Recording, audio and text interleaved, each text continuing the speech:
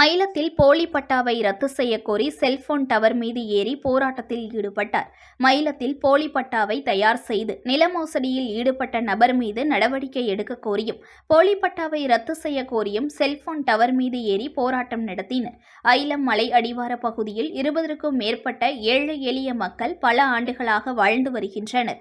இவர்களுக்கு அரசு சார்பில் கடந்த 2021ஆம் ஆண்டு வீட்டுமனை பட்டா வழங்கப்பட்டது. அரசு வழங்கிய பட்டா நிலத்தில் பல ஆண்டுகளாக கிராம மக்கள் வீடு கட்டி அங்கு வசித்து வருகின்றனர். கிராம மக்களின் குடியிருப்புகள் இருக்கும் நிலத்தின் சர்வே எண்ணில் போலி பட்டாவை கடந்த 2024ஆம் ஆண்டு அரசு பட்டாவை வழங்கியது போல கோப்புகளை தயார் செய்து வைத்துள்ளனர். புதியதாக வழங்கிய பட்டா 2 உள்ளூர் நபர்கள் பெயரிலும் மற்ற பட்டாக்கள் வெளியூர் நபர்களின் பெயரிலும் போலியாக தயார் செய்யப்பட்டதாக தெரியவந்துள்ளது. போலியாக தயார் செய்யப்பட்டுள்ள வீட்டுமனை பட்டாவை ரத்து செய்ய கோரி பொதுமக்கள் சாலையில் போராட்டம் செய்தனர்.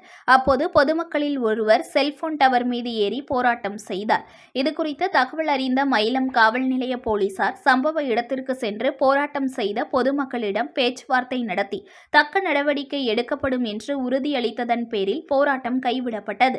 பின்னர் செல்போன் டவர் மீது ஏறி ஆர்ப்பாட்டத்தில் ஈடுபட்ட நபரையும் போலீசார் பத்திரமாக கீழே இறக்கினர். இதனால் அப்பகுதியில் பரபரப்பு ஏற்பட்டது. நியூஸ் ஒன் தமிழை லைக் பண்ணுங்க, கமெண்ட் பண்ணுங்க, ஷேர் பண்ணுங்க, மறக்காம சப்ஸ்கிரைப் பண்ணுங்க.